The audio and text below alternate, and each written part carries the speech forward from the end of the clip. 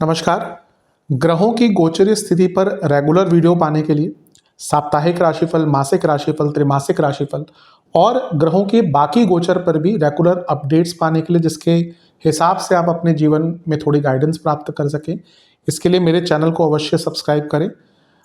जिन लोगों ने सब्सक्राइब कर रखा है वो ऑल ये जो नोटिफिकेशन सेटिंग होती है इसको क्लिक करें, क्योंकि कभी कभी कुछ लोग बोलते हैं उनको नोटिफिकेशन नहीं मिलती।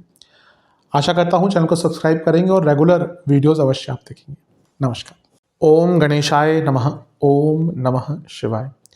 मैं निखिल ज्योतिष आचार्य आप सभी का मेरे चैनल पर पुनः स्वागत करता हूँ।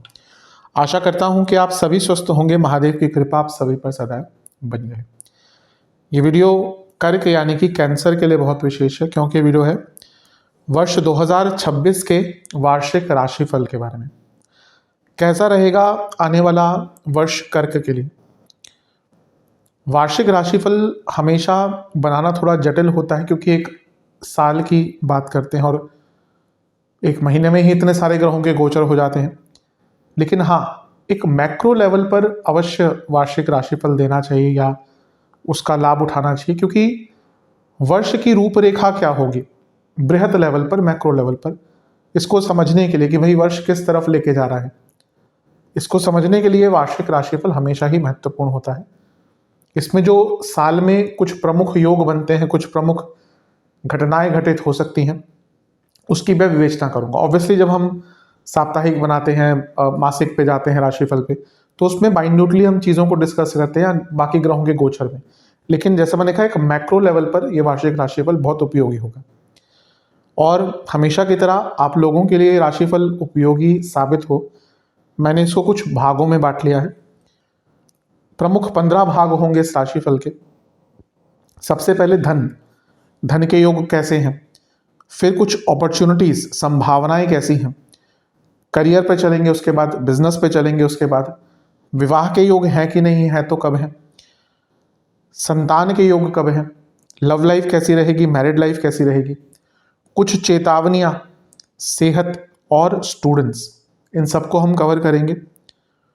और फिर रेमेडीज की तरफ चलेंगे, कुछ जनरल रेमेडीज, कुछ सेहत के लिए रेमेडीज, कुछ धन आदि बिजनेस करियर के लिए रेमेडीज और कुछ लव लाइफ मैरिड लाइफ के लिए रेमेडीज।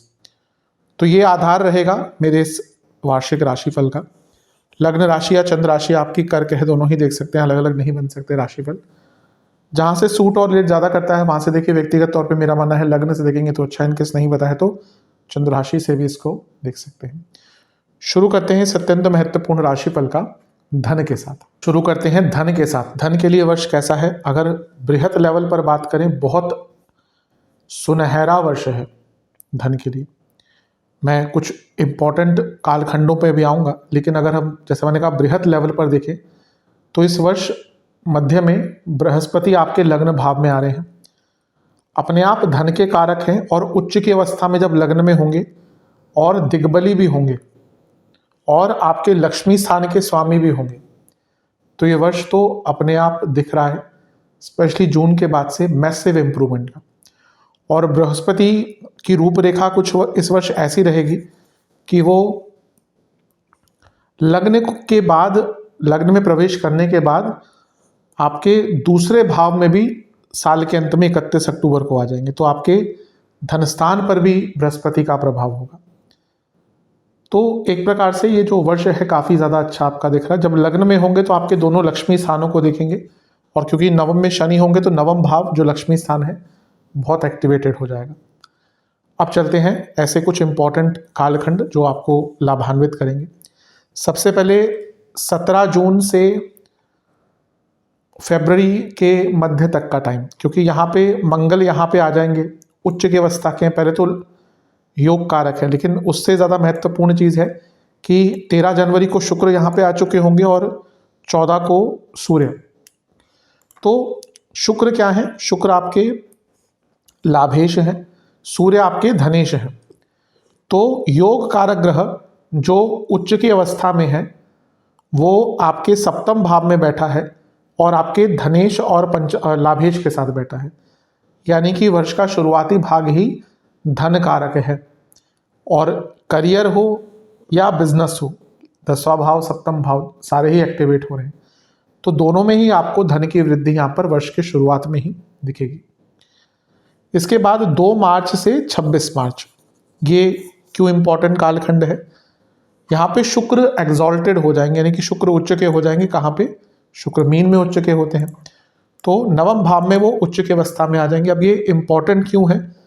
क्योंकि ये लक्ष्मी स्थान है और शुक्र आपके लाभेश है, इसलिए लाभेश का नवम में उच्च का होना ये अपने आप में दिखाता है कि धन की वृद्धि बहुत तेज गति से होगी। इसके बाद 11 मार्च को बृहस्पति मार्गी होंगे 2 जून तक। अब ये अच्छा क्यों है? क्योंकि वो खुद आपके लक्ष्मी भाव के स्वामी हैं, भाग्य स्थान के स्वामी हैं। तो जैसे ही वो मार्गी होंगे तो जो धन अटक रहा था, धन के काम अटक रहे थे, वो पूर्ण होना शुरू होंगे। फिर 19 अप्रैल से 14 मई, ये टाइम क्यों बहुत विशेष है? क्योंकि यहाँ पे शुक्र जो लक्ष्मी के कारक हैं और आपके लाभ स्थान के 11वें भाव के स्वामी हैं, वो इस टाइम पे 11वें भाव में ही बैठे होंगे। तो ये जो करीबन 1 महीने का टाइम होगा, ये भी धन कारक होगा, बल्कि ये तो एसेट्स की वृद्धि का समय है, धन की वृद्धि का समय है। मैसिव इंप्रूवमेंट इस 1 महीने में आपको दिख सकती है। इसके बाद 2 जून को, ये तो आपके लिए गोल्डन पीरियड है इस वर्ष का, जब लग्न में बृहस्पति आकर बैठ जाएंगे।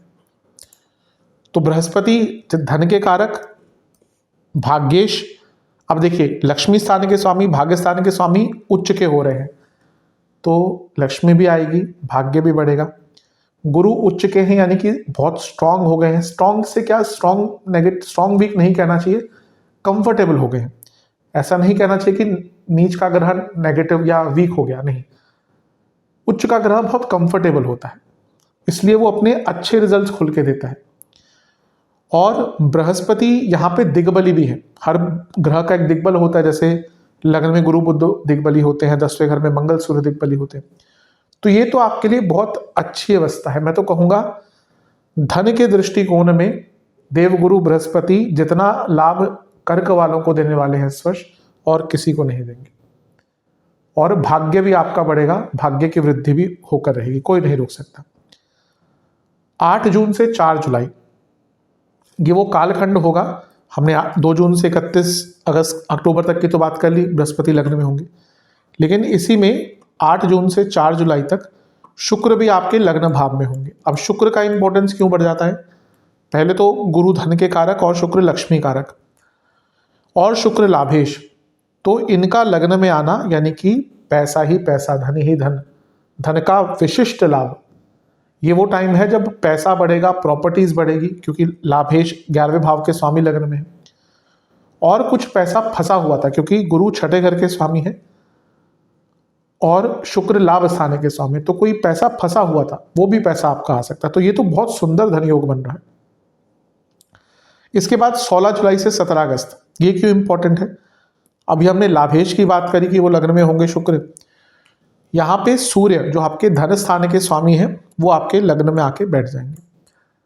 तो जब वो भी उच्च के गुरु के साथ होंगे तो धन की वृद्धि होगी, सेविंग्स इन्वेस्टमेंट का मौका यहाँ पे प्राप्त होगा। इसके बाद 18 सितंबर से 31 अक्टूबर, ये क्यों इंपॉर्टेंट टाइम है? क्योंकि यहाँ पे लग्न में बनेगा नीच भंग, और नीच भंग बन रहा है गुरु के साथ। ऑब्वियसली गुरु धन के कारक हैं, लक्ष्मी भाव के स्वामी हैं, तो ये पहला तो धन कमाने के अचानक से नए मौके खोल देगा। और फिर से अगर आपका कोई धन का काम अटक रहा था, प्रॉपर्टी का हो, प्रॉपर्टी से संबंधित हो, धन का हो, वो कार्य भी यहाँ पे नीच भंग योग के कारण आपका पूर्ण होगा। और अंततः 31 अक्टूबर से 13 दिसंबर तक, वैसे तो साल के अंत तक ही है बृहस्पति, जनवरी तक ही है मेरे हिसाब से, इतना मुझे याद है यहाँ पे। लेकिन गुरु आपके धन स्थान में आ जाएंगे 31 अक्टूबर से, और वर्ष के अंत तक यहीं पर रहेंगे। तो उनका धन स्थान में आना ये भी आपके लिए अचानक से बड़े धन की प्राप्ति करवाएगा। और क्योंकि केतु के साथ हैं, 8 दिसंबर तक केतु यहाँ पे हैं, 13 दिसंबर तक गुरु मार्गी है। क्योंकि केतु यहाँ पे हैं तो आपको धन कमाने के कुछ यूनिक अवसर भी यहाँ पर प्राप्त हो सकते हैं। तो एक प्रकार से देखा जाए ये कालखंड जो है ये धन के लिए बहुत अच्छे हैं। स्पेशली जैसे मैंने कहा, ये वर्ष पूरा पूरा ना कहिए तो आधा जून के बाद से कर्क के लिए बहुत बड़ा धनकारक वर्ष दिख रहा है। अब चलते हैं अपॉर्चुनिटीज की तरफ। क्या ये वर्ष अपॉर्चुनिटीज लेके आएगा? बहुत लेकर आएगा। मैक्रो लेवल पर बात करें तो 12 साल बाद लग्न में बृहस्पति आके उच्च के हो रहे हैं। फिर बृहस्पति भाग्येश है तो भाग्य बहुत साथ देगा। फिर बृहस्पति नवम भाव को देखेंगे और नवम भाव में शनि है, तो जो मैं हमेशा कहता हूँ इन दोनों का प्रभाव बहुत एक्टिवेट कर देता है चीज़ों को। तो आपका भाग्य स्थान बहुत एक्टिवेट हो जाएगा।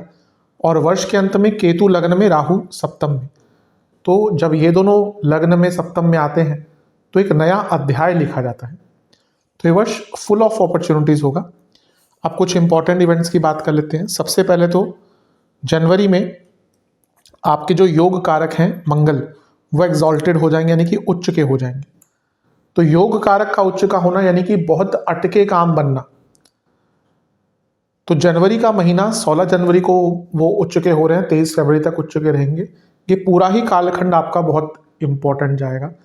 यहाँ पे बिजनेस नए स्टार्ट करने के मौके मिलेंगे। कुछ लोगों के सडन प्रमोशंस हो सकते हैं। अपने जीवन की रूपरेखा को सुधारने के लिए, जीवन को बैलेंस करने के लिए, प्रोडक्टिविटी बढ़ाने के लिए, रिस्क लेने के लिए, अपने जीवन के स्तर को बढ़ाने के लिए सबसे अच्छा योग है। इसके बाद 11 मई से 21 जून, ये पीरियड क्यों इंपॉर्टेंट है? क्योंकि यहाँ पे मंगल 10वें घर में आ जाएंगे। फिर से मंगल को मैं यहाँ पे महत्वता क्यों दे रहा हूँ? क्योंकि आपके योग कारक ग्रह हैं, यहाँ पे वो 10वें भाव में स्वराशि के होंगे और दिग्बली होंगे। तो ये वो टाइम है जब जीवन में अथॉरिटी आती है, अपने कार्यों में पूर्णता आती है, गति बहुत रहती है, अपने ऊपर विश्वास बहुत रहता है। कर्क वाले अच्छे नेचर के होते हैं पर they lack self confidence at times. तो ये वो टाइम होगा जब आपके अंदर कॉन्फिडेंस रहेगा। प्रॉपर्टी खरीदने का टाइम है, प्रॉपर्टी की वृद्धि का टाइम है, वाहन खरीदने का टाइम है, प्रॉपर्टी में इन्वेस्ट करने का टाइम है। और एक प्रकार से कुछ लोगों के नए रिलेशनशिप भी यहाँ पे स्टार्ट हो सकते हैं, क्योंकि मंगल अपने ही भाव को भी देखेंगे, पंचम भाव को। और ये जैसा मैंने कहा जीवन में ऑथोरिटेटिव बनने का समय है। इसके बाद 2 जून से यहाँ क्या महत्वपूर्ण हो रहा है? अभी जैसे मैंने कहा लग्न में बृहस्पति आ रहे हैं। इससे पहले 2014 में आपके लग्न में आए थे। अगर आपका उस समय थोड़ा सा भी दशा अंतशा अच्छी चल रही होगी ना, वो 2014 में भी आई थिंक मध्य के आसपास ही आए थे। वहाँ से लेकर एक वर्ष आपका काफ़ी यूनिक गया होगा, या काफ़ी उसमें नई संभावनाएं खुली होंगी। अगर दशा अंतशा अच्छी है, बहुत ही बुरी हो तो ही नेगेटिव जाएगा, अदरवाइज कई लोगों के लिए बहुत संभावनाएं खोल के गया होगा वो वर्ष 2014 से 15। यहाँ पे भी बृहस्पति लग्न में आ रहे हैं। जैसे थोड़ी देर पहले मैंने कहा दिग्बली है, तो पहला तो वो भाग्येश है, तो भाग्य बढ़ेगा। छठे घर के स्वामी है, तो कोई लीगल केस चल रहे थे वो खत्म होंगे। और यहाँ से वो नवम भाव को देखेंगे, यानी कि भाग्य की तीव्रता बहुत गति से बढ़ जाएगी। तो एक गुरु का भी लग्न में आना, ये तो हर जीवन के हर एरिया में आपको लाभान्वित करेगा, क्योंकि ये भाग्यशाली योग है। इसके बाद 8 जून से 4 जुलाई, यहाँ पे क्या महत्वपूर्ण हो रहा है? यहाँ पे शुक्र और गुरु लग्न में आ रहे हैं। गुरु तो थे ही शुक्र लग्न में, अब शुक्र क्या है? शुक्र लाभेश है। तो जब वो उच्च के गुरु के साथ लग्न में आ गए तो ये आपके जीवन को संभावनाओं से भर देगा। विवाह की बात करें, बिजनेस की बात करें, धन बढ़ाने की बात करें, और इन दोनों में से एक भी ग्रह अगर लग्न में होता है, कुंडली की अगर हम बात करें, तो कई दोष खत्म होते हैं। यहाँ पे गोचर में भी कई दोष खत्म होंगे, यानी कि ये तो आपके लिए बहुत प्रोडक्टिव टाइम होने वाला है। फिर से प्रॉपर्टी खरीदने का योग है, क्योंकि चौथे घर के स्वामी लग्न में शुक्र, और वो लाभेश भी हैं, एसेट्स, और गुरु वृद्धि। तो प्रॉपर्टी, वाहन, इन सब के योग यहाँ पर आपके लिए बहुत सुंदर बने। नॉट ओनली प्रॉपर्टी, लाभ स्थान के स्वामी हैं तो धन, savings, investments, FD, SIP, stocks, ये सब चीज़ें भी आपकी बढ़ेंगी। इसके बाद 16 जुलाई से 17 अगस्त, ये टाइम क्यों इंपॉर्टेंट है? यहाँ पे सूर्य लग्न में होंगे। ये फिर से पद प्राप्ति का समय बन जाता है। 16 जुलाई से 17 अगस्त पद प्राप्ति का समय है ये, क्योंकि सूर्य लग्न में वैसे धनेश भी हैं, और उनका लग्न में आना, और साल में एक बार गुरु के साथ आते हैं, और गुरु उच्च के हैं। तो ये वो समय है जब आपको नेम, फेम, पहचान, प्रमोशंस, सब कुछ प्राप्त हो सकता है। इसके बाद 18 सितंबर से 31 अक्टूबर, ये आपके लिए बहुत स्वर्णिम काल रहेगा। यहाँ पे मंगल आपके लग्न में होंगे और नीच भंग राजयोग बनेगा, क्योंकि मंगल नीच के गुरु उच्च के सबसे स्ट्रांग राजयोग बनता है। सबसे स्ट्रांग तरीके का नीच भंग है ये, कि एक ग्रह नीच का है तो उसके साथ एक उच्च का ग्रह बैठा हो। लग्न में ये होना, ये तो आपके जीवन के ना आधार को बदल के रख सकता है इन अ वेरी पॉजिटिव मैनर।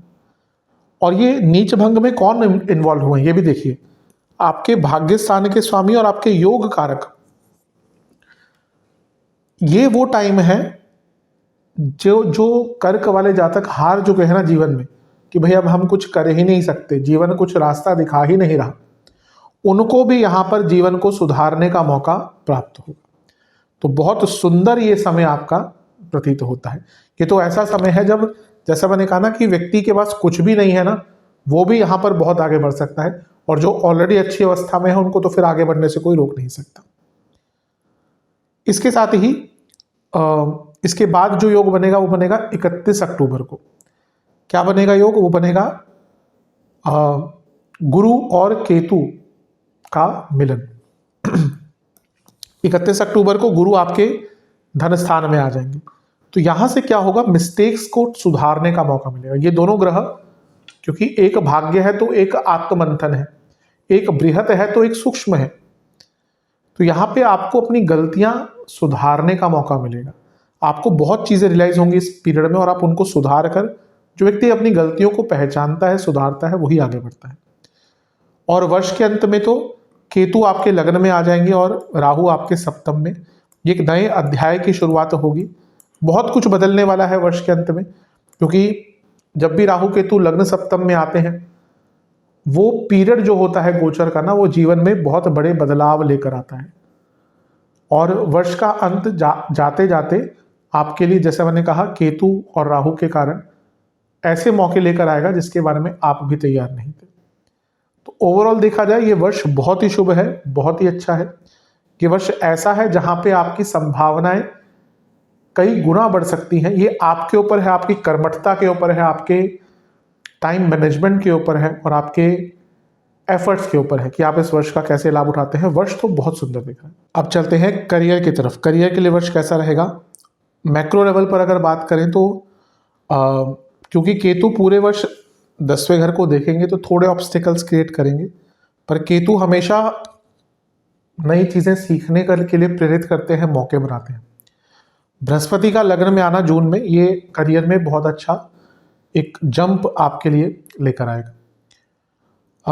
शुरू करते हैं। पहला इंपॉर्टेंट इवेंट क्या होगा? 16 जनवरी से 23 फरवरी क्या होगा? यहाँ पे मंगल, जो आपके 10वें घर के स्वामी हैं, योग कारक है, वो यहाँ पर आपके सप्तम भाव में, जो प्रमोशन के लिए बहुत महत्वपूर्ण होता है, उसमें आ जाएंगे। तो उच्च के हैं, और यहाँ से वो 10वें घर को भी देख रहे हैं, लग्न को भी देख रहे हैं, धन स्थान को भी देख रहे हैं। ऊपर से यहाँ पे 16 जनवरी को मंगल आएंगे, 13 को शुक्र होंगे, जो लाभेश है सूर्य 14 को आ जाएंगे। तो दशमेश मंगल जो उच्च के हैं, लग्न को देख रहे हैं, अच्छी अवस्था में है, और उनको धनेश लाभेश का साथ, यानी कि वर्ष के शुरुआत में ही करियर में कुछ लोगों के सडन प्रमोशन और अच्छे प्रमोशन हो सकते हैं।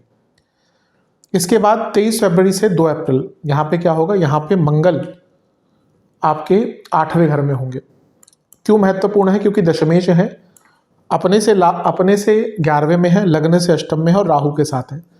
जो लोग जॉब चेंज करने का विचार कर रहे थे, उनको यहाँ पे बहुत अच्छा अपॉर्चुनिटी कोई मिल सकती है। और क्योंकि राहु का प्रभाव है, तो विदेश में भी जॉब आपको प्राप्त हो सकती है। इसके बाद 14 अप्रैल से 15 मई, ये इंपॉर्टेंट इवेंट क्यों होगा? क्योंकि यहाँ पे सूर्य आपके 10वें घर में दिग्बली भी होंगे और उच्च के भी होंगे। तो 14 अप्रैल से 15 मई ये पीरियड फिर से प्रमोशन, रिकॉग्निशन, पावर, अथॉरिटी का है। जो लोग गवर्नमेंट जॉब करते हैं उनके लिए तो बहुत ही अच्छा है, और जो गवर्नमेंट जॉब ढूंढ रहे हैं उनके लिए भी ये टाइम बहुत अच्छा बन जाता है। उच्च के सूर्य यानी कि पावर, आप बहुत कॉन्फिडेंट अपने करियर में फील करेंगे। और जैसा मैंने कहा ना कि यहाँ पे प्रमोशन तो अलग चीज़ है, आपको कुछ नई अथॉरिटी, नया पावर भी यहाँ पर आपको प्राप्त हो सकता है। इसके बाद 11 मई से 21 जून, ये इंपॉर्टेंट इवेंट क्यों होगा? क्योंकि यहाँ पे स्वयं मंगल जो दशमेश है वही आपके 10वें भाव में होंगे और यहाँ पे वो स्वराशि के हैं। पंच महापुरुष योग बनाएंगे। हाँ, जब यहाँ पे थे तब भी उन्होंने पंच महापुरुष योग बनाया था, क्योंकि अगर केंद्र भावों में कोई ग्रह, कोई नहीं 5 ही ग्रहों का बनता है, सूर्य मंगल, सॉरी सूर्य का नहीं बनता, मंगल शुक्र बुध बृहस्पति और शनि। तो यहाँ पे अगर वो किसी केंद्र भाव में भी अपनी राशि स्वराशि या उच्च की राशि में हो तो यहाँ पे भी बना था। और ये फिर से रोचक नाम का महापुरुष योग बन रहा है, तो ये फिर से अंकित कर रहा है कि प्रमोशन के लिए तो ये बहुत अच्छा मौका है। और क्योंकि जो मंगल है वो 10वें के स्वामी है और 10वें से अष्टम के स्वामी है, तो ये फिर से जॉब चेंज करने का सुनहरा मौका आपका रहेगा। फिर 2 जून से 31 अक्टूबर तक का टाइम मान लीजिए। ये क्यों इंपॉर्टेंट है? क्योंकि यहाँ पे आपके बृहस्पति स्वयं लग्न में आकर विराजमान हो जाएंगे और क्योंकि वो सप्तम भाव को देखेंगे और बृहस्पति यहाँ पे आपके भाग्येश है, तो उनका सप्तम भाव को देखना और नवम के स्वामी होना, यानी कि 10वें से 12वां, ये ट्रांसफर विद प्रमोशन का योग आपका बना देता है। इसके बाद 16 जुलाई से 17 अगस्त, ये क्यों इंपॉर्टेंट है? यहाँ पे फिर से जैसे अभी हमने सूर्य की बात करी थी, वो लग्न में होंगे और सूर्य प्रमोशंस के लिए बहुत इंपॉर्टेंट होते हैं, तो उनका सप्तम को देखना और उच्च के गुरु के साथ बैठना ये भी अंकित करता है कि प्रमोशन का टाइम आपका 16 जुलाई से 17 अगस्त या फिर कोई बहुत महत्वपूर्ण रिस्पॉन्सिबिलिटी आपको मिलना। इसके बाद 18 सितंबर से 31 अक्टूबर, ये योग आपका बहुत श्रेष्ठ है क्योंकि बहुत प्रॉपर नीच भंग राजयोग बन रहा है और इसमें दशमेश का इन्वॉल्व होना, यानी कि मंगल। ये टाइम कुछ लोगों के लिए बहुत खास होगा। सबसे पहला, लेट्स से कि आपकी बहुत टाइम से जॉब चेंज नहीं कर पा रहे, आप यहाँ पे कर पाएंगे। आपका प्रमोशन सालों से अटका हुआ था, यहाँ पे आप कर पाएंगे और कुछ रिस्क लेने हैं। अब कर्क वाले जातक क्या होते हैं ना, वो बहुत जल्दी जॉब चेंज करते नहीं। अधिकतम आप कोई व्यक्ति पाएंगे ना जो एक जगह पे बहुत टाइम बिताया, तो उनकी या तो लग्न राशि या चंद्र राशि कर्क होगी, या वैसे भी देखिए कर्क वाले जातक, अब योग कुंडली में बदल गया तो अलग चीज़ है, लेकिन नेचुरली कर्क वाले जातक क्योंकि कंफर्ट जोन में चले जाते हैं, वो बहुत जल्दी बदलना पसंद नहीं करते।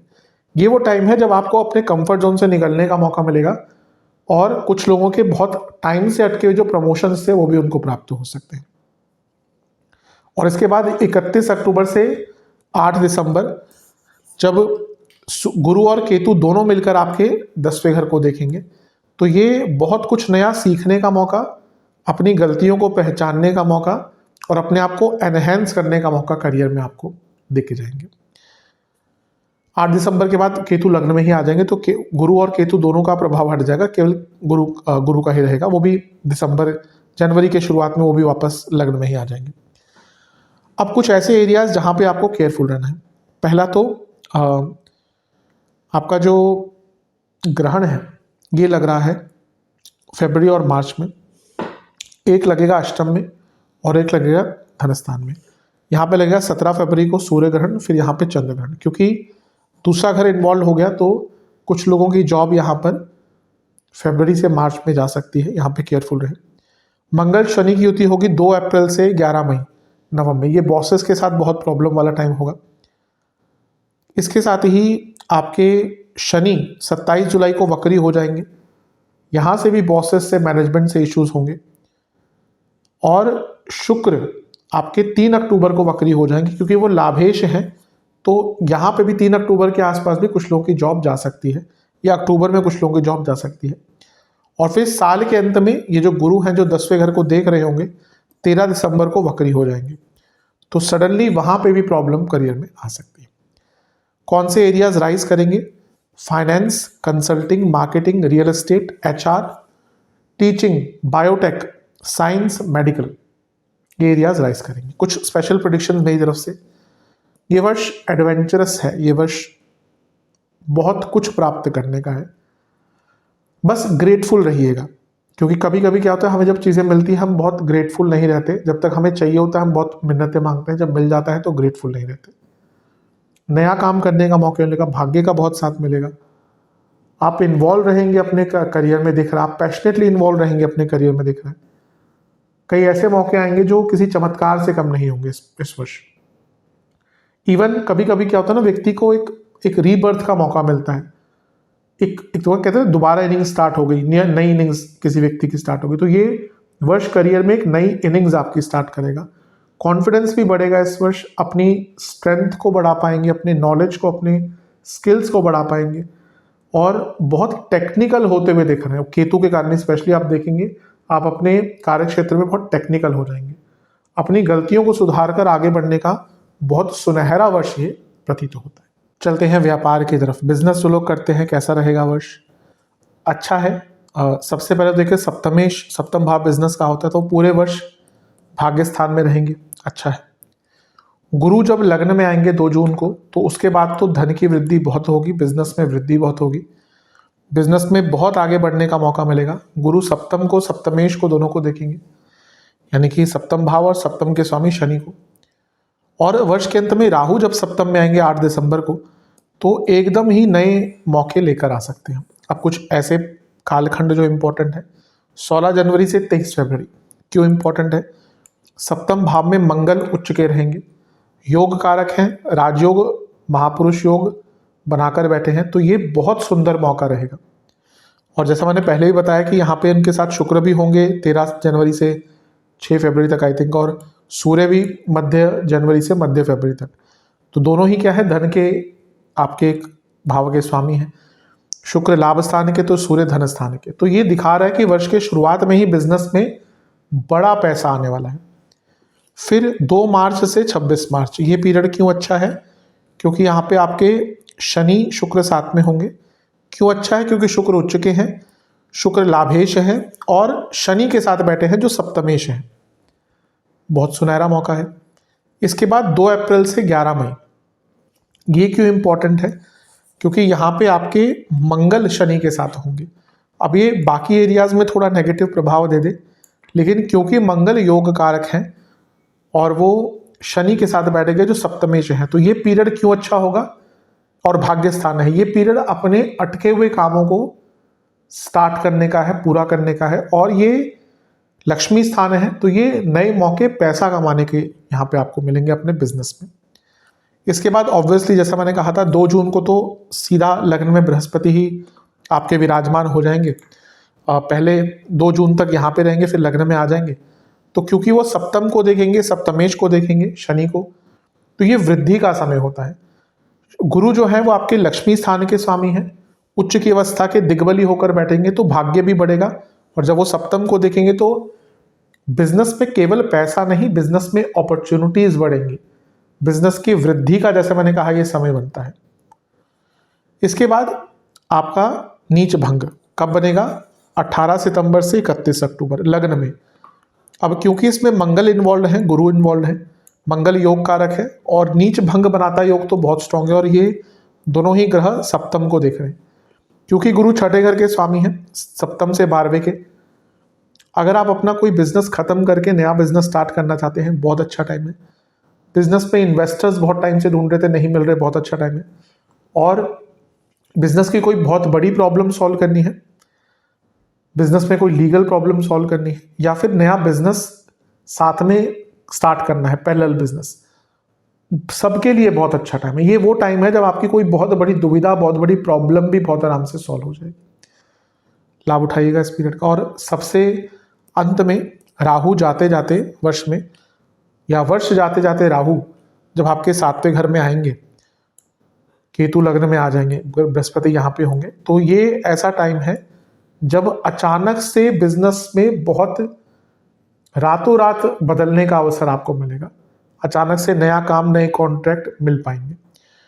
तो अब राहु यहाँ पे है जनवरी में, आई थिंक बृहस्पति वापस लग्न में आ जाएंगे और सप्तम को देखेंगे, तो उसके बाद भी वो समय बहुत अच्छा जाएगा। तो ये जो वर्ष है ये इन एरियाज में आपको बहुत अच्छा रिजल्ट देगा। नेगेटिव पॉइंट्स या नेगेटिव कालखंड कौन से होंगे? फरवरी, क्योंकि एक ग्रहण यहाँ पे लगेगा 17 फरवरी को, फिर सप्तम से अष्टम में 3 मार्च को लगेगा, तो ये अनिश्चितता का टाइम रहेगा, पेमेंट अटकेगी, सडनली लॉसेस हो सकते हैं। 11 मार्च तक सप्तम से छठे में गुरु वक्री रहेंगे, स्टेबिलिटी नहीं आ पाएगी। 27 जुलाई को सप्तमेश वक्री हो जाएंगे शनि, काम अटकेंगे, प्रॉब्लम्स आएंगी। 11वें भाव के स्वामी 3 अक्टूबर शुक्र वक्री हो जाएंगे, पतित भी होंगे। तो ये 3 अक्टूबर से 1 डेढ़ महीने में भी आपके भयंकर लॉसेस हो सकते हैं। और फिर ग्रहण लग्न में ही लगेगा अगस्त में, सूर्य ग्रहण ही लगेगा। तो यहाँ पे भी प्रॉब्लम्स आपको काफ़ी फेस करने को मिल सकती हैं। तो इन सब एरियाज पर जितना ध्यान देंगे उतना ही आपके लिए अच्छा रहेगा। अगर हम कौन से एरियाज या कौन से बिजनेसेस राइज करेंगे उनकी बात करें, education, consulting, tech, pharma, agriculture, milk products से जुड़ा कुछ काम है आपका, oil, automobile industry, real estate, spare parts, इन सबसे संबंधित कुछ भी आप काम करते हैं, या फिर कोई आईटी प्रोडक्ट्स एंड सर्विसेज, तो इन सारे ही एरियाज में आपको बहुत लाभ मिलेगा। चलते हैं विवाह के योग की तरफ। विवाह के तो योग बन रहे हैं इस वर्ष, बहुत अच्छे बन रहे हैं। मैक्रो लेवल पर जब गुरु लग्न में आएंगे 2 जून को, क्योंकि सप्तम को देखेंगे, अपने आप बहुत स्ट्रांग योग है। और साल के अंत में 8 दिसंबर को राहु का सप्तम में आना। राहु मैं कई बार बताता हूँ कि ब्याहु का काम करते हैं, यानी कि राहु को कई जगह ब्याहु बोला जाता है। वो कैटलिस्ट का काम करते हैं विवाह के लिए। इंपॉर्टेंट जो टाइम फ्रेम होंगे, ये पहले बता दूं, ये मुहूर्त नहीं है, ये वो टाइम फ्रेम है जब शादी तय हो सकती है, रिश्ते पक्के हो सकते हैं। मुहूर्त तो फिर आपको जिनके पास भी आप जाते हैं, जिनको भी आप दिखाते हैं अपनी कुंडली आदि, तो उनसे मुहूर्त या पंडित जी से निकलवा कर मुहूर्त निकलवा के ही विवाह कीजिएगा। 16 जनवरी से 23 फरवरी ये पीरियड अच्छा क्यों है? क्योंकि यहाँ पे मंगल सप्तम में होंगे, योग कारक है, और उच्च के हो गए तो स्थान बल मिल गया उनको, तो यानी कि सप्तम भाव बहुत स्ट्रांग हो गया। तो ये आपके लिए बहुत सुंदर एक टाइम रहेगा। यहाँ पे शुक्र का साथ भी मिलेगा, और शुक्र मंगल की जोड़ी अपने आप में विवाह कारक होती है। 13 जनवरी से 6 फरवरी तक शुक्र भी होंगे, तो ये अपने आप में अच्छा योग बन जाता है। इसके बाद 2 मार्च से 26 मार्च यहाँ पे शुक्र नवम भाव में उच्च के होंगे। पहला तो शुक्र क्या है, कारक है विवाह के, तो वो उच्च की अवस्था के हो गए। फिर शनि क्या है, सप्तमेश है, तो इन दोनों का मिलन कारकेश, भावेश, और वो भी भाग्य स्थान में, और शुक्र उच्च के, बहुत सुंदर टाइम है विवाह का। इसके बाद 19 अप्रैल से 14 मई यहाँ पे क्या खास हो रहा है, यहाँ पे शुक्र आपके लाभ स्थान में आ जाएंगे। शुक्र लाभ स्थान में अपनी राशि के होंगे, विवाह के कारक है, तो ये लाभ स्थान है, तो विवाह का लाभ आपको प्राप्त हो सकता है। यहां से पंचम को देखेंगे, जो लोग रिलेशनशिप से विवाह की तरफ बढ़ना चाहते हैं, बहुत सुनहरा मौका है। 2 जून को लग्न में बृहस्पति विराजमान हो जाएंगे, 31 अक्टूबर को तक सप्तम भाव को देखेंगे, तो उनका सप्तम को देखना ही विवाह का कारक बनता है। यहाँ पे तो वो उच्च की अवस्था के होंगे, बहुत पोटेंट बन जाते हैं। और एक और चीज देखें तो वो आपके सप्तमेश शनि को भी देख रहे होंगे। इसके बाद 8 जून से 4 जुलाई 8 जून से 4 जुलाई यहाँ पे क्या इंपॉर्टेंट है, यहाँ पे शुक्र खुद लग्न में होंगे और सप्तम को देखेंगे, और किसके साथ बैठे होंगे, उच्च के गुरु के साथ। तो ये और भी स्ट्रॉन्ग टाइम बन जाता है आपका 1 महीने का, जहां पे विवाह आपका पक्का हो सकता है। 18 सितंबर से 31 अक्टूबर ये कालखंड होगा जब मंगल लग्न में होंगे, नीच भंग बनेगा। ये उनके लिए बहुत अच्छा योग होगा जो विवाह जिनका संपन्न हो ही नहीं पा रहा था, मतलब कि विवाह एकदम अटक जाता था, रिश्ते टूट जाते थे, तो उनके लिए समय बहुत अच्छा बन जाता है। उनको यहाँ पे विवाह करने का या विवाह से संबंधित जो चीज़ें होती हैं उनको आगे बढ़ाने का मौका मिलेगा। और इसके बाद 8 दिसंबर को जब राहु सप्तम में आएंगे, तो ये जैसा मैंने कहा ना कि कैटलिस्ट का काम करते हैं। केतु भी लग्न में आ जाएंगे, मैं सारे ग्रहों का कुछ एकदम एग्जैक्ट नहीं दिखा रहा। तो यहाँ पे साल के अंत में अचानक से कुछ लोगों का विवाह तय हो सकता है। तो ये इंपॉर्टेंट कालखंड है जहाँ पे अगर आप प्रयत्न करते हैं तो आपको सफलता मिल सकती है। अब चलते हैं, संतान के योग बन रहे हैं कि नहीं बन रहे? बिल्कुल बन रहे हैं, बल्कि गुरु तो जो संतान के कारक हैं एग्जॉल्टेड होंगे जून से, तो बहुत अच्छा टाइम है। सबसे पहला योग जनवरी में ही बन रहा है, जब आपके पंचमेश मंगल सप्तम में उच्च की अवस्था के होंगे। 16 जनवरी से 23 फरवरी बहुत अच्छा समय है संतान प्राप्ति के लिए या कंसीविंग आदि के लिए। फिर 11 मार्च से 2 जून, ये क्यों अच्छा इंपॉर्टेंट समय है? क्योंकि बृहस्पति आपके 12वें घर में होंगे। तो ये जो मेडिकल प्रोसीजर से संतान प्राप्ति करना चाहते हैं IVF हो या बाकी चीज़ें हो, बहुत अच्छा टाइम है। फिर 11 मई से 21 जून, 11 मई से 21 जून का कालखंड, ये क्यों इंपॉर्टेंट है? क्योंकि यहाँ पे जो मंगल हैं वो आपके 10वें भाव में होंगे, स्वराशि के होंगे। पहला तो पंचमेश हैं तो स्ट्रांग हो रहे हैं, राजयोग बना रहे हैं, दिग्बल है उनके पास, और यहाँ से वो पंचम भाव को देखेंगे, यानी कि ये बहुत उपयुक्त समय है संतान प्राप्ति के लिए। फिर 2 जून से 31 अक्टूबर, ये पीरियड क्यों अच्छा है? जैसा मैंने शुरू में ही कहा था, यहाँ पे गुरु ही स्वयं आपके लग्न में आ जाएंगे, संतान के कारक हैं, लग्न में आ रहे हैं, उच्च की अवस्था के, पंचम को देख रहे हैं, पंचम से पंचम को देख रहे हैं, तो ये बहुत उपयुक्त समय है। और इसके बाद 18 सितंबर से 31 अक्टूबर, ये तो गोल्डन पीरियड है उन कपल्स के लिए भी जो संतान प्राप्ति नहीं कर पा रहे थे, क्योंकि पहला तो यहाँ पे मंगल पंचमेश है, लग्न में होंगे, 2 योग बन रहे हैं, भावेश कारक के साथ बैठा है, वो भी कारक उच्च के हैं, सुंदर योग। और नीच भंग, यानी कि विद लिटिल मेडिकल हेल्प, कोई और सहायता, कोई प्रोसीजर फॉलो करके, ये उन कपल्स के लिए सुनहरा मौका होगा जो सब कुछ हार बैठे थे, सब कुछ कर बैठे थे, नहीं हो पा रही थी संतान प्राप्ति, बहुत गोल्डन पीरियड होगा, उपयुक्त समय। और इसके बाद गुरु केतु की जोड़ी, 31 अक्टूबर को गुरु आपके दूसरे घर में आ जाएंगे, क्योंकि गुरु केतु हैं साथ में, केतु का इन्वॉल्वमेंट वैसे नॉर्मल कंसीविंग के लिए अच्छा नहीं होता, लेकिन जब वो छठे घर को भी देखेंगे, गुरु हैं, तो फिर से मेडिकल प्रोसीजर फॉलो करके जो लोग संतान प्राप्ति करना चाहते हैं उनके लिए अच्छा योग। आजकल समय ऐसा है कि जहाँ पे लेट मैरिजेस हो रही हैं, तो आप टाइम को तो या एज को तो नहीं रिवर्स कर सकते ना, वो तो एक बायोलॉजिकल एज है, बायोलॉजिकल क्लॉक, जैसे हम महिलाओं के लिए कहते हैं कीप्स ऑन टिकिंग। तो कई महिलाओं को आफ्टर सर्टेन, और वैसे ओवरऑल भी फर्टिलिटी कम हो रही है, ऐसा हर सर्वे में आता है, मेल हो फीमेल हो, फर्टिलिटी कम हो रही है।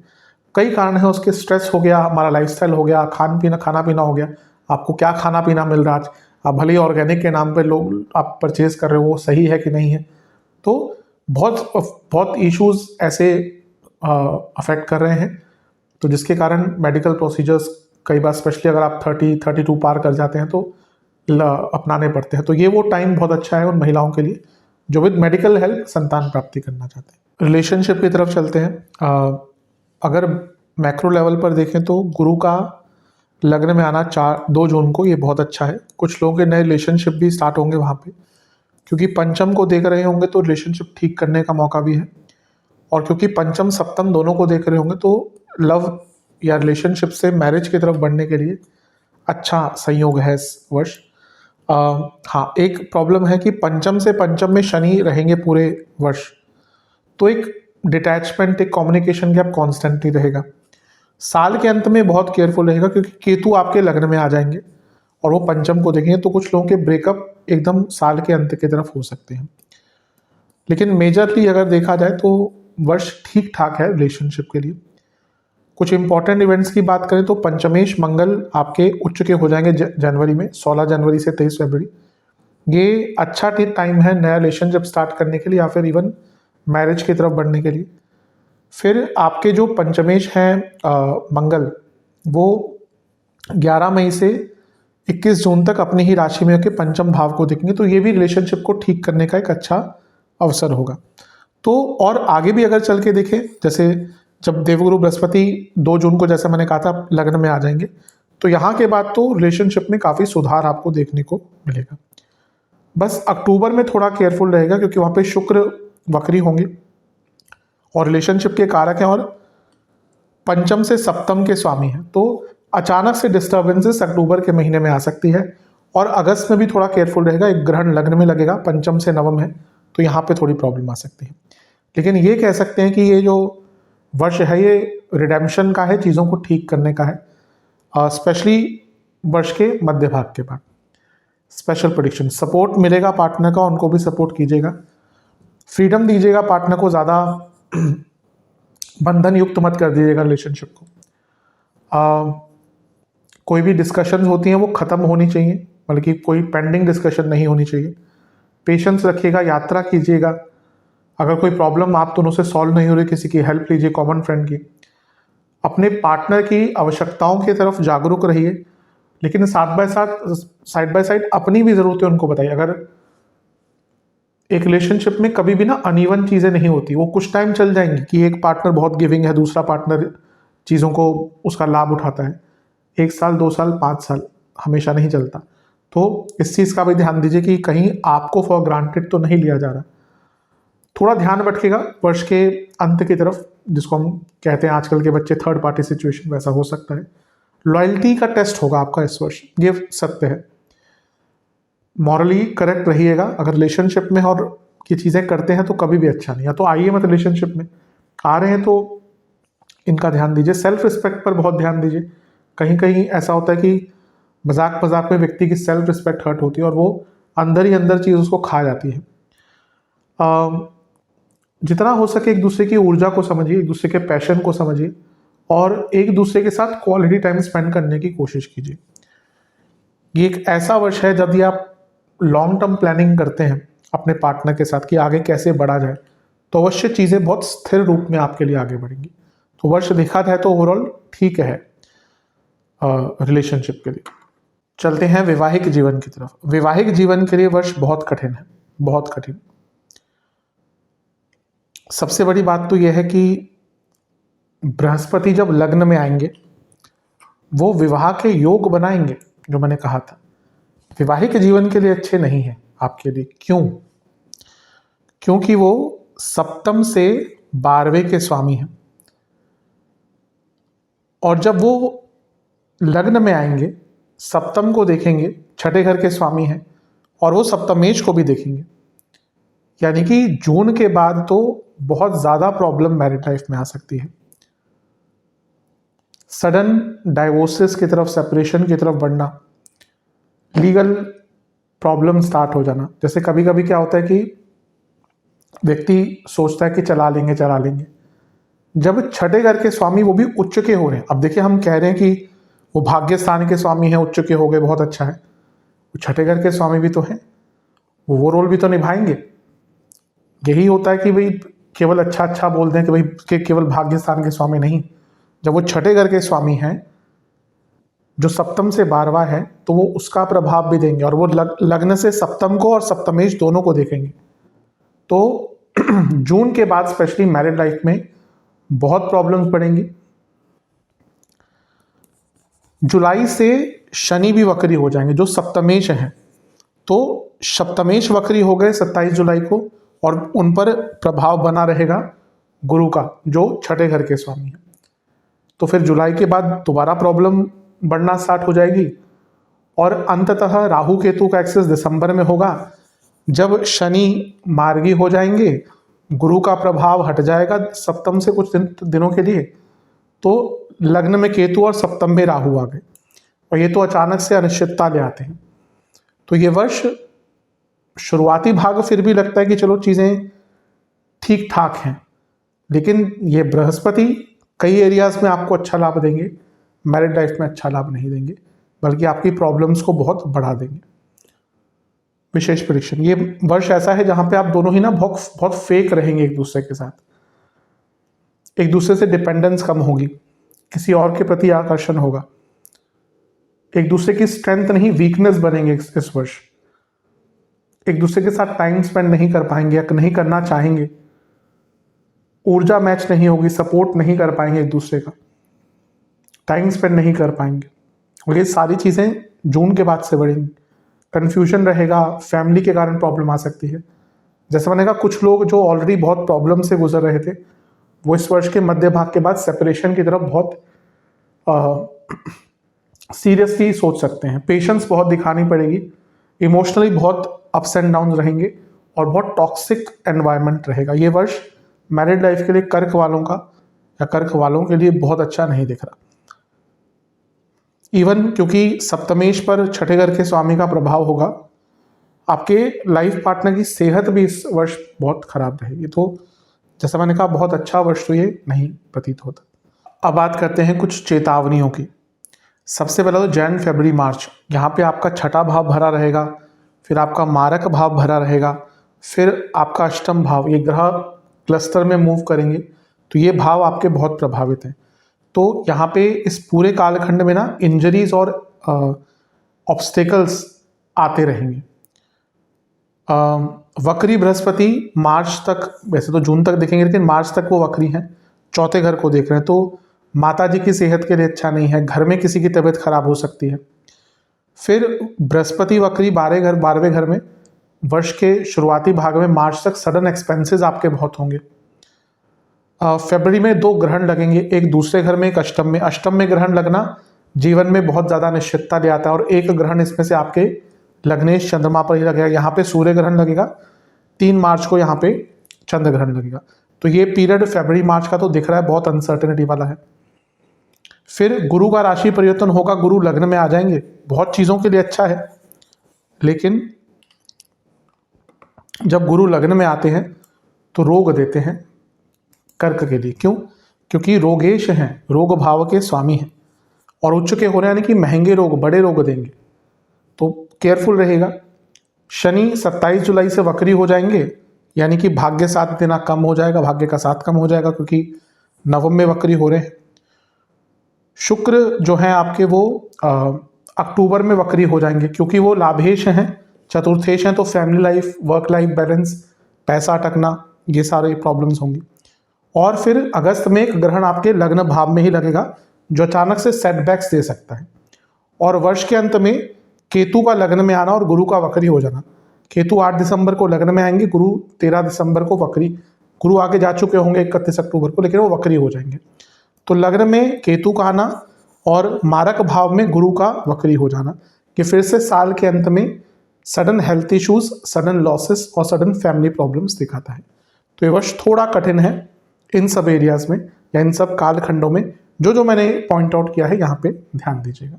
अब चलते हैं सेहत की तरफ। जहाँ तक सेहत की बात है, थोड़ा सा केयरफुल कुछ एरियाज में आपको रहना ही पड़ेगा। सबसे पहले तो अगर हम जनवरी, फरवरी, मार्च की बात करें, तो यहाँ पे आपके छठे भाव में बहुत सारे ग्रह होंगे, जो मैंने अभी थोड़ी देर पहले चेतावनियों में बताया था। तो छठे भाव में, फिर मारक भाव में, फिर अष्टम भाव में, ये हेल्थ इश्यूज दिखाता है, स्पेशली पेट से संबंधित inflammation, indigestion, chronic disease, intestine की प्रॉब्लम्स। तो यहाँ पे बहुत ऐसी दिक्कत रहेंगी। और क्योंकि फरवरी में 2 ग्रहण लग रहे हैं, एक अष्टम में लगेगा 17 फरवरी को, फिर 3 मार्च को मारक भाव में। तो इस पीरियड में अगर आपको ऑलरेडी कोई हेल्थ इश्यूज आ रहे हैं ना, तो उसकी परेशानी, या वो आपको बहुत ज़्यादा प्रॉब्लम्स, इश्यूज दे सकते हैं। इसके बाद बृहस्पति आपके 12वें घर में है, और वो वक्री है मार्च तक। तो ये जो बृहस्पति है, ये आपको इन्फ्लामेशन, लिवर से संबंधित प्रॉब्लम, पैरों के रोग, चेस्ट इश्यूज, ब्रीदिंग इश्यूज, कफ रोग, ये बहुत दे सकते हैं। इसके बाद गुरु लग्न में आएंगे 2 जून को। जैसे मैंने अभी थोड़ी देर पहले कहा था कि ठीक है, बहुत चीज़ों में अच्छे, लेकिन वो रोग के स्वामी हैं। रोग भाव का स्वामी लग्न में उच्च का हो गया, तो वो बड़े ही रोग देगा। जून के बाद तो स्पेशली आपको वेट गेन बहुत हो सकता है, डायबिटीज की प्रॉब्लम, लिवर की प्रॉब्लम, स्प्लीन की प्रॉब्लम, और प्रोस्टेट से संबंधित दिक्कतें तंग करेंगी। और इसके बाद शनि वक्री हो जाएंगे 27 जुलाई को। अब ये क्या प्रॉब्लम, क्योंकि वो मारकेश हैं आपके, अष्टमेश भी हैं, तो ये सडनली गले के रोग, ENT की प्रॉब्लम, नर्व्स की प्रॉब्लम, डिजेनरेटिव डिजीजेस, बहुत वीकनेस आ जाना बॉडी में। अगस्त में ग्रहण लगेगा लग्न में ही आपके, तो ये भी प्रॉब्लमेटिक है, हड्डियों की प्रॉब्लम, इन्फेक्शंस वगैरह हो सकते हैं।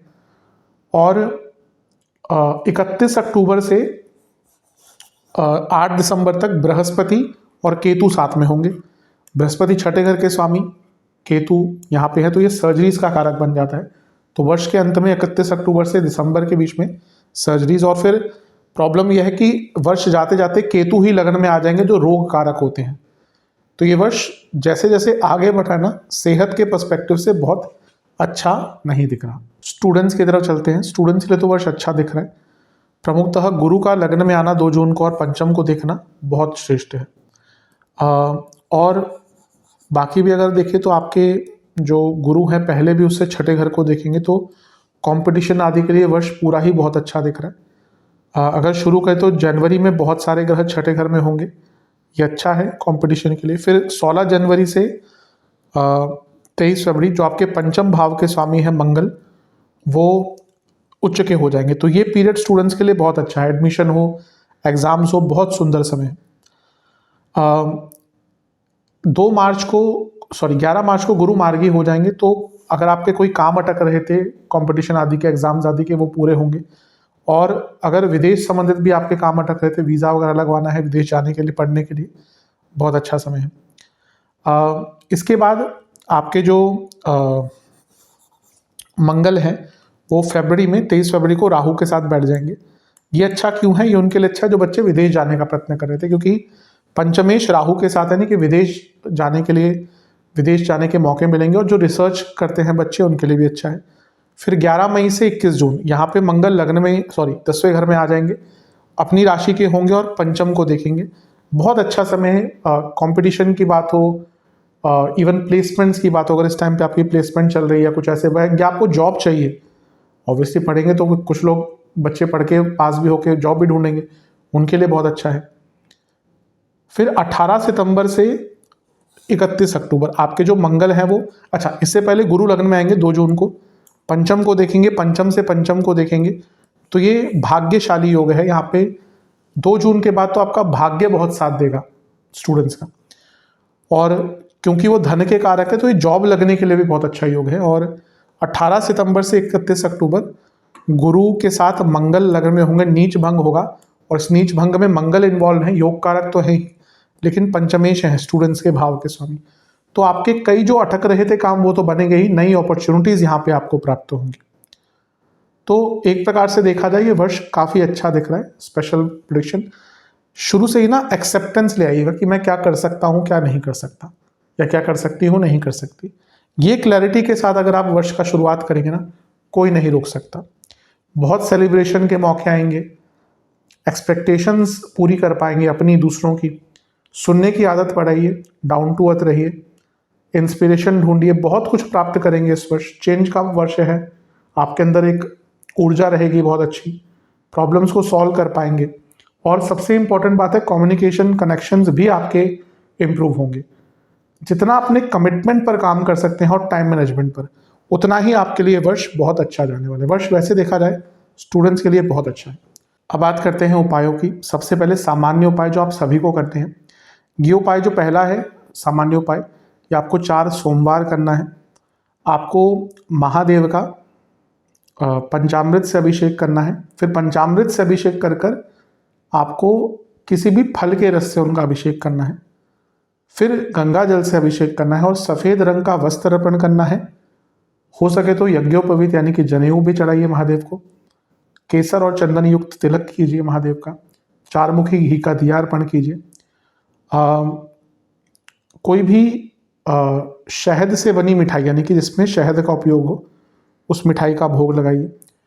8 बार शिव चालीसा का पाठ कीजिए और ओम नीलकंठाय नमः मंत्र का 108 बार जाप कीजिए। वृद्धाश्रम में कुछ दान कीजिए और हो सके तो वृक्षारोपण कीजिए। ये उपाय आप 4 सोमवार करेंगे तो बहुत ज़्यादा लाभ आपको प्राप्त होगा। अब चलते हैं सेहत के प्रति, सेहत की तरफ। सेहत के लिए क्या उपाय कर सकते हैं? ये उपाय 2 पूर्णिमा करने हैं आपको। एक पात्र में दूध, सफ़ेद तिल, काले तिल, जौ के दाने, शहद और इलायची, ये सब मिलाकर शिवलिंग का अभिषेक करें। 2 प्रकार के मिठाइयों, 2 प्रकार के फल का भोग लगाएं। 4 प्रकार के पुष्प अर्पण करें और एक सफ़ेद पुष्प की माला अर्पण करें। बेलपत्र अर्पण करें और ओम रुद्राय नमः और रुद्र गायत्री मंत्र और महामृत्युंजय मंत्र, इन तीनों मंत्रों के 108 बार जाप करें। शिव जी के मंदिर में शक्कर का दान करें और एक 4 मुखी सरसों के तेल का दिया भी अर्पण करें। अब बात करते हैं धन, व्यापार, करियर, बिजनेस, इन सब में कैसे लाभ हो। ये उपाय 2 अमावस्या को करना है। माता लक्ष्मी माता को आपको दूध की 2 प्रकार की मिठाइयों का भोग लगाना है। 8 बार लक्ष्मी चालीसा का पाठ करना है। 4 घी के दिए अर्पण करने हैं जिसमें सुपारी के कुछ दाने हो और एक कमल का पुष्प भी आपको माता को अर्पण करना है। ये उपाय कर लीजिए और हो सके तो ब्राह्मण भोज कराइए, ब्राह्मण देवता का भोजन का व्यवस्था कीजिए। 2 अमावस्या ये करेंगे तो बहुत लाभ इससे प्राप्त होता है। अब बात करते हैं प्यार, वैवाहिक जीवन, फैमिली लाइफ, इन सबको ठीक करने के लिए क्या करें, ये 2 शुक्रवार करें उपाय। शिवजी और पार्वती माता का आपको पंचामृत से अभिषेक करना है। उस पंचामृत में थोड़ा सा इत्र डाल लीजिएगा, जो नेचुरल इत्र होते हैं, कोई सिंथेटिक वगैरह नहीं। ये करके आप दोनों को ही गुलाब के पुष्प की माला भी अर्पण कीजिएगा। दुर्गा मंदिर में एक नारियल जिस पर सिंदूर का तिलक हो, ये अर्पण कीजिएगा। और दुर्गा जी के मंदिर में घी, इत्र और अगरबत्ती का दान कीजिएगा। ये उपाय कर लेंगे तो बहुत लाभ मिलेगा। आशा करता हूँ वीडियो काम आएगी। चैनल पर नए हैं सब्सक्राइब कीजिए, वीडियो को लाइक कीजिए। मिलता हूँ अगली वीडियो में, तब तक के लिए ओम नमः शिवाय।